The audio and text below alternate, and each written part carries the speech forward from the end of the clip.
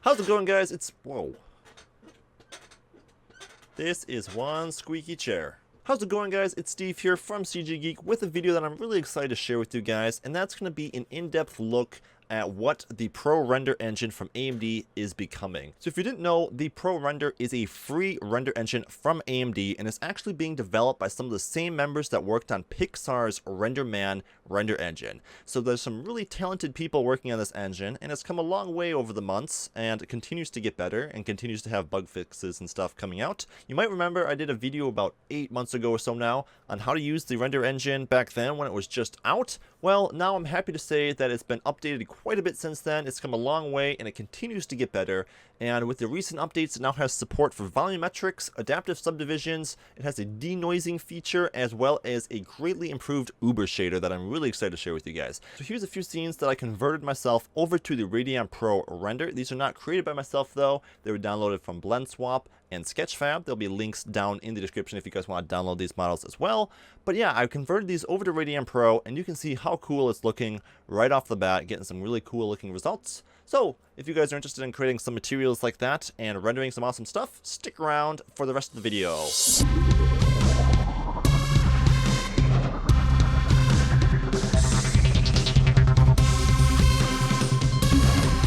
Special thanks to Skillshare for sponsoring this video. Want to get smart quick? Well, with Skillshare, you can get access to over 22,000 online digital courses, where you can learn from talented professionals on how to do things like become a professional freelancer or even manage your own business. There's tons of courses covering all kinds of topics, including things like how to edit video footage in Premiere Pro and After Effects, as well as even 3D tutorials for software like Blender. So if that interests you and you want to get smart, I highly recommend that you check out Skillshare with the link in the description, as the first 500 people will get 2 months free of Skillshare. So don't hesitate, check it out. And now it's time to get on to the video. So you're going to want to go ahead and head over to the Prorender website and download it for your operating system and your software. I'm going to be using it in Blender, but it also works in 3ds Max, Maya, and some of the other Cinema 4D, I think, main software, 3D software programs out there. Of course, I'm going to be using it in Blender though, so I'm going to go ahead and download it for Blender right here and get started.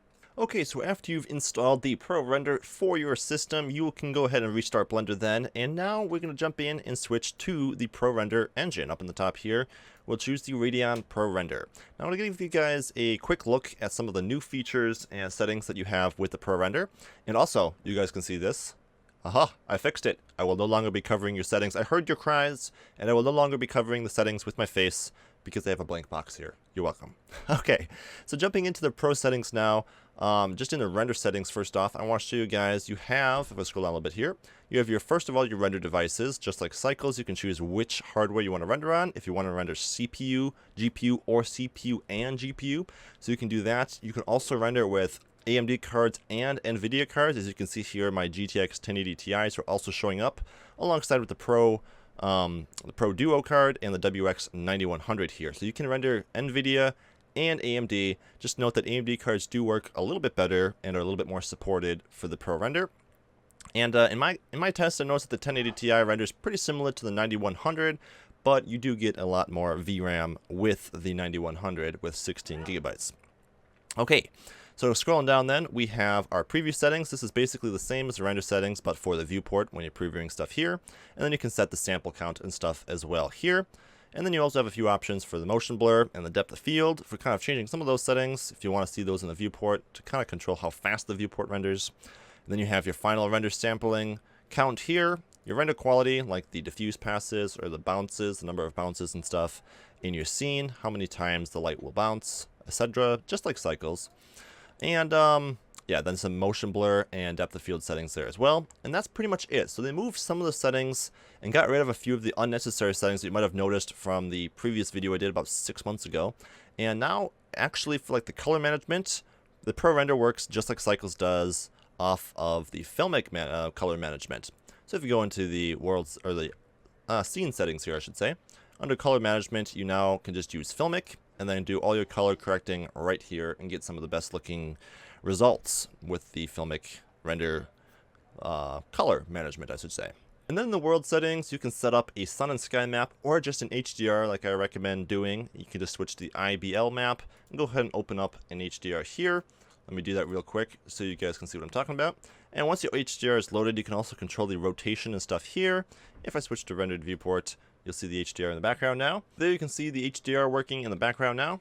And you can see the HDR working in the background now, and you can see just how quickly it renders with the Prorender. It's almost instant. And yeah, you can also rotate the HDR here now as well. Change the coordinates and get however you want it positioned in the background, so it's handy. Okay, but enough of these settings. Let's get into some of the new shader settings with the Uber shader. So I'm going to split my window here real quick, and I'll first change it to a UV image editor so I can grab this cube and project it, unwrap it. There we go. And with that said and done, I can switch to the node editor now. Here we go, close off those tabs. And if I go to our material node tree here, I can add a new material node. And you can see now that the Uber shader is the default shader for the Prorender. And it's really nice because it has a really friendly UI here. You can see you have all these different settings here, but not too many outputs. And you only get the outputs then when you check the respective setting that you're looking for. So for example, if I wanted a normal map, I would check normal. And you can see now that we have a normal option there. If you didn't need a normal map, you can uncheck that, and it's just a nice clean look. And the same works for any of these then. If you want an emissive shader or a subsurf shader, you can just go ahead and check that. And basically it gives you all the options that you need for that shader, all in one handy Uber shader. So I really like the layout of this shader. I think it's really user-friendly and easy to use, and keeps your nodes looking a lot cleaner and stuff with a lot less work. So let's get into kind of using this node now to set up a PBR material real quick on this cube. So to start, I'm just going to switch out of rendered view here so it goes nice and quick. And I'm going to open up a few textures. So I'm going to choose an image map, and I'm going to open up the diffuse texture for my cobblestone here. So if you can see here, it's just a basic diffuse texture. And I'm going to plug that into the diffuse output. And then before doing anything else, I'm going to duplicate this 4 times so I can open up all my textures. Okay, and let's just go ahead and open them. So the top one here will be the roughness for the specularity. The second one down here will be the, what do we have here? Normal. And the last one here, well, I'll show you guys how to use this. We'll do the displacement, and we'll do a little bit of micro displacements. So I'll show you how to connect all these up, and this is all we really need to set up a nice looking PBR material. So let me go ahead real quick, and I'm going to go to rendered view here now. And here you can see the basic diffuse texture that we went ahead and connected up. I think my HDR is actually a bit bright. So you can just switch to your HDR settings here, drop that intensity down to about a 0.8, and that looks a little bit better. Okay, so also we could give the Filmic color management a little bit of contrast because it's basic right now. So under our Filmic settings, let's just grab that and give it some medium-high basic contrast. Okay, so back in our materials settings here now. You can see also in the side here, I didn't mention this before, but you have all your settings here, so you don't even have to switch to the node editor to kind of edit your materials here. And you can see you have a preview box here, just like Cycles has. Your material browser, where you can use any of the pre-built materials. This is something I mentioned in my previous video, if you want to check that out. But you have all your previous materials that are already created for you. And then your converter here for converting materials from Cycles to Prorender. But we're not going to be using that right now. I kind of talked more about that in my previous video. And right now we're going to create this PBR material. So let's start off by adding some glossiness. So to do that, I just click the reflection right here. And you can see right away we have a really shiny cube because that's like 100% reflective. And then I'm going to take my roughness though, and I'm going to control the reflection roughness with our roughness map. And as soon as I drop that in there, you'll see if I go to the edge here or whatever, you can see that we're getting some nice diffused, not diffused, but broken up glossiness with that roughness map. You can also see how quickly this is rendering in real time, which is pretty cool. But you can see right here that we get the material coming across now and only affecting those areas that the roughness map is set up to. If you're using like a metal material, you would change the reflection mode here from IRR to metalness. And then you can see you have a few things for anistophery and, well, probably botched that, anistophery. I can't talk right now. But you can also change some of the things like the reflection color, the amount if you want to turn that way down or way up, maybe somewhere in the middle. Actually, there's a spec map that comes with this that you could use to control the reflection map here. That I'll quick do. Just duplicate this, open up that spec map, and then connect that to the specular output. And now you can see that we're only getting that specular reflection on those areas of the roughness map. So that really cuts it back a lot. And yeah, I mean, depending on how much spec you want, you might use a spec map, you might not. If you want to go ahead and add in a math node here, drop it in there, and then change the intensity. You can use an add node here, change it to a floating value. So you can go ahead and tweak the amount here. For example, you can add it to be brighter, or you can turn it down to be less. So this is a way that you can add in your spec map and kind of control the amount of specular. I might go ahead and leave that somewhere in the middle with like a 0.5. I think that looks pretty decent. So now let's drop in a normal map. So to do this, I'm just going to go to our Uber shader here, check normal. We now have that normal output like I mentioned earlier. And first I need a quick drop in an input normal map. And then this output will just go to the map on our normal map node here. And this will connect directly to our Uber shader through the normal output there. Once you do that, you can see that your normal map is now working. And you can increase the scale of the normal map even more if you want to take this up to like a 4. And you get some really intense normal mapping on your brick, which looks pretty cool. And you can see if I get from the right angle, you can see some of the spec coming across there as well. So already this looks really good, and you have a nice looking material that's rendering super fast. You have some of that glossy reflections coming off of the edges, and you have your normal map controlling the depth. Now, the next thing I want to do, and that is going to show you guys how to use the micro displacements a little bit real quick here before we get into our skin shader. So to use this micro displacement map here, you're just going to choose displacement on your Uber shader. You can see you have some displacement settings here that can be dropped down. This is sort of the min and max. I'm going to go ahead and turn this down right now because otherwise it's going to be too strong. So I'm going to turn this down to about a 0.5 or 0.05, I should say. And then the object properties here, this is where you can choose an overall subdivision or an adaptive subdivision. The adaptive works just like it does in the cycles, if you've seen any of those videos, where depending on the depth of the object to the camera, the distance, you're going to get more or less resolution. So it's really cool for reducing the amount of polys in a scene where you only have the detail closer to the camera and nothing further away where you don't see how detailed it would be anyways. Okay, so with that set up though, I'm going to change this to adaptive, and then I'm going to go ahead, and you can see our texture was lost here because we have to refresh it. Once we start using a displacement object, just like cycles, it needs to be refreshed before the render engine will see that you're using displacements and changing geometry. So I'm going to go ahead and set this really low though, so we have some nice subdivisions. I'm going to go at 0.01, and then I'll switch from solid to rendered, give that a second to reload. Here you can see our bricks are being rounded off already because it's using the subdivision adaptive. And if I choose our texture to be the displacement map right here, you'll see that ultimately it starts affecting the bump. And you can see that that looks really cool. You get some displacement coming right out of this node. Currently it has a little bit of an issue with the reflection map on this texture. It might just be an issue with the texture, or it might be a bug that will be finished down the road. I'm not sure. But you can see that if I disable the reflections here by just unchecking reflection, those black spots go away. But yeah, isn't that cool? The displacement's working with the normal map, giving you some really cool looking PBR materials. So now that you guys kind of know how the Uber shader works, I want to take you over to another scene where I'm going to show you guys how to set up some cool lighting and a skin shader to get some really cool looking human skin results. So stay tuned, and I'm going to switch right now. So here we are with the model that I'll be rendering in this little tutorial here. And I want to quick clarify that this is not my model. It was actually uploaded by Real Illusion over on Sketchfab, and you're welcome to download that. There'll be a link in the description. But if you also want the file that I have here that's just a headshot that's already imported into Blender, there will be a link down there for that as well, so you can follow along with this video. So first off, let's kind of set up the lighting for our model here. So as you can see right here, I have a basic HDR set up with a very low intensity. This is actually the same HDR I just used in a previous example. No rotation or anything, just the basic HDR opened up here. And I'm going to go ahead and switch to my camera view here, split my window here, and kind of work on the lighting a little bit. So first, let me make sure that I'm using the right hardware here. I'm just going to use the Radeon Pro here for the previewing and rendering. Actually, the WX9100. And I'm going to switch over to my, well, I'm just going to actually stay in 3D view. I'm not switching anywhere. So in our 3D view here, though, let me go ahead and switch to rendered views so I can kind of get an idea of what the lighting currently looks like with that HDR. So here we have it, just some very light HDR lighting. It kind of looks kind of looks dramatic and actually a little bit creepy if you ask me right now. So let's kind of tune that up. Let's give her some nice bright lights.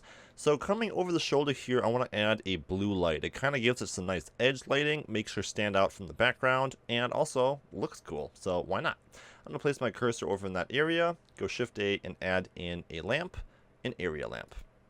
So the area lamps have been reworked a little bit in the Prorender. If I switch to my lamp settings here, you can see that we now have the size and scale for our lamp, as well as a temperature, color, and a color here. So the temperature works really cool. It kind of works like a white balance setting, where if you want to switch to a warmer hue or a lighter hue, you can switch along here and kind of change the coloring of the light. As you can see on my model down there, that's more of a yellow, that's more of a blue. So it's really cool to kind of be able to control the light like that. And yeah, a great setting that I've been having a lot of fun playing around with. So let's first get our rectangular area light here in the right size and direction. So I'm going to go ahead and make this about a 2 wide, maybe just a 1 wide and a 2 tall. So kind of a tall, narrow lamp. And I'm going to double tap R to rotate it up towards our model, kind of coming over from the back here, and then lift it up so it's going to be hitting her head a little bit here. Let me pull it up a little bit higher there. Rotate it so it's coming over the shoulder a little bit more, and then rotate it so it's a little bit straighter. And as you can see, this is all happening in real time. We're getting some nice results pretty quick here. Kind of pull it so it's a little bit more coming around, so I can see it along the edge of the face there and on the nose a little bit, and I think that looks pretty cool. And that's a little bit too intense right now. Let me kind of pull it back there, right around there, and I think that looks quite nice. Just kind of pull that down right about there. Perfect. And then I'm going to go ahead and change the intensity to be a little less intense. We're going to take this down to about a 50. All right, and now let's give it a color of blue. And you can see that that looks really cool. We get some nice blue edge lighting on our model. And I like the look of that. Okay, now we need one more edge light from the other side here, kind of separating out this side. And this is going to be just a more normal colored light coming over her other shoulder. So let me go ahead and just add in another area lamp. We'll again change the width to be about 2 and the height to be about 2. So just kind of a box light here. And I'm just going to rotate it up so it's coming over the shoulder. You can see we get some cool lighting already coming right there. And let me just pull this in a little bit closer and pull it over a little bit. So it's kind of edging the shadows, kind of bringing some contrast to the neck area here and the shoulder. And I think it's looking pretty cool. You can kind of play around with the rotation of this a little bit to get the right amount of light, however you want. Something like this. That might be a little too intense, but touching the nose a little bit is good, I think. And yeah, I think that looks pretty good. Got some nice lighting hitting the hair, kind of coming over the shoulder there, and looking pretty cool. So the last light I'm going to set up now. This one might be a little bit too intense as well. Let's just drop that down to about 80. Maybe make our blue light just a little bit more intense because it's cool. So we'll go ahead and make that 100. We can kind of see that coming across better now. And I'm going to go ahead now and set up a final spotlight, kind of shining down on our model here. So I'm going to go ahead and go lamp, and this is going to be a spotlight. So the reason I went with a spotlight is because I found it gave it kind of a cool, dramatic, sort of studio lighting effect to be able to have it shining at just certain areas and not across the whole model. So if I go ahead here, I'm going to make this quite a bit smaller, just scaling it down. And then the intensity is actually going to be pretty intense. So I'm going to turn it up to 1,000 actually. And then this is going to be a little bit of a warmer light. So this is going to be kind of our red light. So we have a red, blue, and white light. I know, very patriotic colors, right? So just go ahead and set that up. Something like that. I think it looks pretty cool.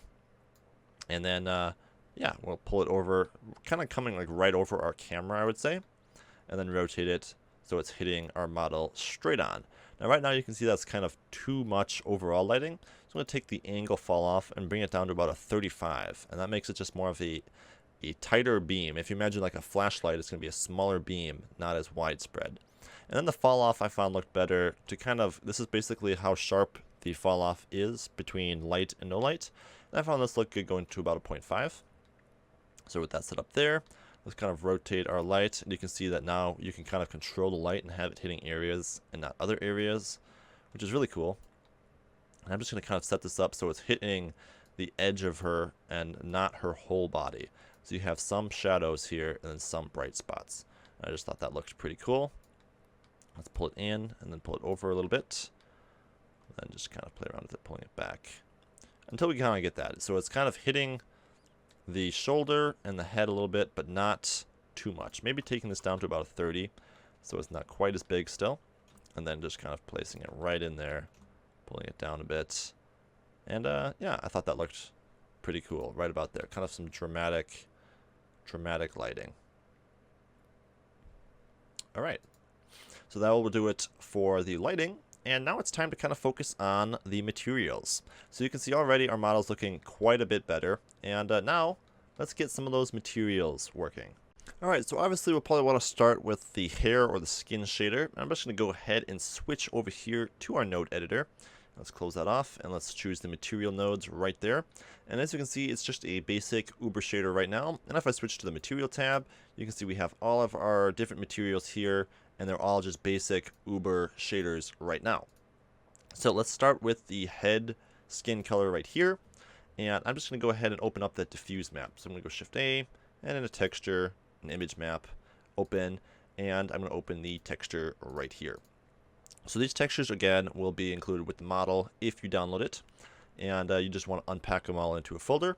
So let me quick get this texture up here. All right. So if I drop that into the diffuse color there and switch to rendered, you will see. So you can see just with the diffuse color connected, it's looking pretty cool. And I went ahead and opened up the roughness and normal map textures right here, so we can go ahead and add those in. So this is a roughness for a metallic material, but it also works fine with a reflection, and this is a basic normal map. These are two textures that are included with the model that you guys should have if you download it. So I'm going to go ahead now and choose reflection on our Uber shader there, and you can see right away we get some sharp shininess there. And then I'm going to use our roughness here, first plugged into a color ramp so we can kind of control the amount. So I'm just going to go texture color ramp, connect this to the color ramp, and then connect this to the reflection roughness. So I'm going to drop that in right there, reflection roughness. And you can see that if it loads, we have our roughness controlled much better across our scene. Now, you can change the reflection IOR value, as the IOR of skin might not be quite 1.5. I think 1.4 looked a little bit better. So I'm going to drop that down to about a 1.4. And then the last thing I'm going to do is kind of tweak the color ramp here to affect the amount of glossiness. So the more blacks in the color ramp, the more glossiness you'll get on your model. So if I go ahead and pull the black level up here, you should see we start getting some sharp glossiness, depending on how far I need to go for it to start kicking in. Let me pull it in a whole bunch more, and you can see that we're starting to get a little bit, and then I really have to just flip the material here by clicking that button there, and then you get some really sharp, glossy materials. So this is kind of going to control the amount of sharpness because it's in the roughness. So the sharpness, I would say, of the reflection. And so I don't want a complete black material. I'm going to grab it, and I'm going to make it about a 0.4. So looking at the RGB values here, just crank it up to get around a 0.4, just a little over maybe. And that kind of looks less super reflective like a Barbie, and a little bit more like a human skin shader. It's still a little bit reflective, so you can maybe pull this back a little bit so it's a little less intense, and then pull your white value over as well, as this will take down the intensity of it in areas. And yeah, that just leaves us with a pretty nice, slight reflective, but not super reflective, maybe like a little bit of sweat because of the lights or whatever would give your skin a little bit of sweat. So I think that looks pretty cool. So the last thing to connect then is our normal map, and just like before, we're going to add in an input normal map and connect it to the map value, and then in to the normal. All we have to do is check the normal box, whoops, the wrong one, normal, and then connect it to the normal. And here you can see then with the normal map connected, you're getting a little bit of bump mapping across the lips and stuff, and I can go ahead and increase the scale of this to about a 1.4 and get even more bump mapping. You might be able to push this further, but sometimes you'll start getting errors if you go too high with the scale on the normal map. So I think that looks pretty good. So now the last thing to do, well maybe not quite the last thing, but close to the last thing to do, is to add some subsurface scattering. So go ahead and choose subsurface, and right off the bat you'll see you get this really jelly looking kind of look. And you're just going to want to choose subsurface, use diffuse color, and that will use the color here in the subsurface, so that right off the bat it's looking a little bit better. You get some color to it, and then it still looks like way too much subsurface, so you can choose the subsurface weight right here, and you can see it's set to 1. I'm going to take that down to about a 0.6. And after you do that, Let it load up, and you'll see you're getting some pretty decent subsurface scattering results in your model. Now you can kind of tweak the amount of subsurface using the subsurface radius here. Now this is basically RGB values, and it determines what kind of colors get reflected underneath the mesh to kind of give the subsurface scattering look. And you can see that it's way more on the red right now because of course a face has blood running through its veins and stuff, and it's going to look more red. So that's why we have about a 3.6 value here on the red, and then as it goes to green and blue it gets down and less. And that's pretty good. I actually found it looked a little bit better just going even more red, so go ahead and go to about a 0.42 or something. And yeah, it just gives you some of that nice skin shadering amount. And then this also controls how deep the color goes. So if this was all very small values, let's say 0.4, whoops, 0.4, 0.1, and we'll go 0.05. If you go very small, then it's not going to penetrate very deep into the skin. The subsurface is going to be pretty shallow. But if you go really large, something like 15, 3, and 1, the subsurface will go really deep into the model, and you get subsurface all over the place. Mainly, we just kind of want subsurface for our nose and our ears and stuff, so kind of picking an obstacle like that, the nose for example, I found going about a 4.2 maybe, and then back to more of the default values for this, 1.3 and a 0.6 I believe it was, looked better overall. So that is looking very nice. Maybe even a little bit too sharp in the reflection still, so you can take your values up here a little bit, and you can also take the overall reflection weight down just a little bit, maybe to a 0.8. So we have a little bit less reflection, and that's looking pretty cool on our skin shader. It's looking really nice. We got the subsurface working. If you kind of turn your model so you have the blue light behind it and the nose and stuff, you can see the subsurface really working. If I kind of turn around here, you can also see it coming through the nose and stuff, and it's looking pretty cool. So with that said and done, we can go ahead and save this. And the one other thing you can do is add a little bit of coating.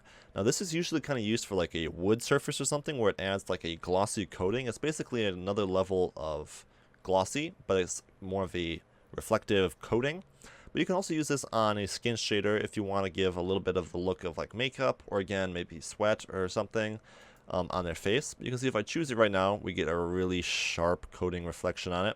But you can use this and you can kind of give it a little bit more roughness, like a 0.2, and give it a little bit of thickness, so it's a little bit less thin, like a 0.1, or maybe even a whole 1. And you can see that's kind of coming in there nicely, but obviously way too sharp right now.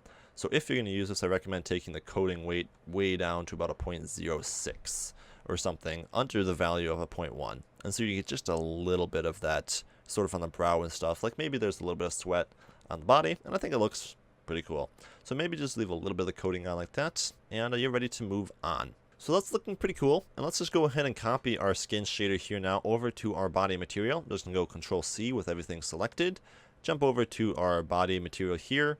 We can just delete those nodes and paste in the new ones. Oh, didn't copy it. Right here, Control-C, right here, Control-V. And now you can see we have a skin texture there, and you're just going to have to go ahead and change these over to the body materials. Again, they'll be included, just the body roughness, normal map, and diffuse. Go ahead and do that, and your body will have the same material as the head, and you'll be ready to move on. Okay, so moving on to the hair real quick here, I want to show you guys this step because it involves a few different things that you haven't seen yet, and it's pretty cool. So first off, I have just the ponytail texture opened up here, the PNG one, connected to my Uber shader. And you can see that we're not getting any transparency coming through. So what I'm going to do is I'm going to go ahead and add in a mix shader. So shader blend. In Prorender, a mix shader is basically called a shader blend. And then you can go ahead and add in a transparent shader. We're going to connect the transparent to the top and the mix to the bottom. Now we can't just use the color output as the weight, because I'll show you here, if I do that, you get, well, not the great result that you're looking for, because it doesn't really use the right channel from the texture to do it. So to make it use the right channel, what we have to do is add in a math node, a Prorender math node here, drop it in there, just drop it right there, and then change it from add to select W. And this will basically select the alpha of the texture, and then you can see you get your hair nicely alpha masked. So this is mesh hair, and it gives it a very nice looking meshed transparent look. And it looks pretty cool. So now to kind of work on making this hair look even better, I'm going to start by giving it a little bit of back facing. So what back facing is similar to something like translucent, where it lets light kind of pass through it. And it works great for things like leaves on trees and grass and stuff, but it also works for hair, because if you imagine hair, it kind of works the same way. You want light to kind of be able to pass through it somewhat. So to do this, all you have to do is select back face scattering weight right here, back scattering weight, and give it some of that. I found a 0.5 looked pretty good, and you can see that it's kind of giving some translucency to the hair and making it look a little bit better. You can't go too much with this. If I went to like a whole 1, you would see it looks really wonky, but just a little bit, like a 0.5 or 0.4, I'll go 0.4, looks quite nice. You get a little bit of that light passing through the hair, and it looks pretty cool. So then the other thing that we can quick do for the hair here is give it some reflection, because the hair is slightly glossy, I would say. So give it some reflection. You can leave the glossiness about a 0.2, and then you can take the weight of it down a bit. We're going to go down to about a 0.5 or so. And then the reflection IOR value, we can take down to about a 0.4. And if I let that render out here real quick in real time, you can see that we have some nice sort of highlights on the hair, and I think it's looking pretty cool. Alright, so let's move on to the next material. Okay, so we'll work on the eyeball material now. As you can see, I went ahead and added the eyelashes in there. I just did that really quick because it's the same material as the hair, just a different texture for the eyelashes. So I'm going to go working on the eyeball material now. So the eyeball needs to be really reflective. So let me grab my mesh here, and we're going to grab the eye material here. So when I opened up the 3 different maps for the eye, the roughness, the normal, and the diffuse, of course, and we're going to go ahead and quick connect those up now. So I'm going to connect the diffuse, of course, to the diffuse here, and the eye roughness, just like before, you can see the eyes are coming in, it looks pretty cool. The eyes, just like before, we're going to use the reflection and then the roughness to control the reflection roughness. So the Uber shader is really handy to have all those options with just a click of the mouse. You can have a new basically whole option set up for you there. You don't have to worry about mixed shaders and stuff if you're going for a basic material like this, and it works really great. So then the last thing is the reflection. I'm going to change this to about 1.33 because that is the value of water, and your eyes are often very watery, so I found that looked pretty cool in the eyeball. And then of course a normal map, and then we need to drop in an input normal map as well, connect the output to our normal map node, and then connect the normal to our normal there. Alright, and that's looking very cool. The last thing to do is a bit of extra glossiness. So you probably guessed it, I'm going to go with the coating option in our Uber shader here to kind of give the eyeball that layer of wetness that I was just talking about. So go ahead and add the coating. Again, give the IOR value about a 1.33, maybe just slightly more than that, 1.35. And then give it a little bit of thickness. We'll go about a 1. I think will look good. And then the roughness, you want it to be very reflective, so not very rough. You want it to be pretty small. I'm going to go just to 0.2. I think will look pretty cool. Now it's working, but you can't really tell because there's nothing to really reflect in the eye. So what I'm going to do here is something that you've actually seen like studios do often and stuff, and that's basically put an object for the eyes to reflect. There's a word for it, I can't think of it right now. But basically I'm just going to add in a circle. So we're going to go Shift A, add in a circle. I'll rotate it 90 degrees along the x-axis here. And then I'm going to tab into edit mode and extrude it and scale it inwards. So just hit E and scale inwards. So we have, it's like a light ring, I think. And this will work well to kind of reflect in the eyes and give it some of those whites in the eyes that look cool. So go ahead and do that. Rotate it a little bit so it's kind of facing your model, so she's looking right at it. Something like that I think will work pretty well. And then it gets just a basic material. So I'm going to click New, add material node tree. If I zoom out here, we'll have it right here. And this is just going to be an emissive material. Nothing super intense. We'll go about a value of 3 and give it an emissive color of all the way white. You can uncheck diffuse because we're only using emissive on this.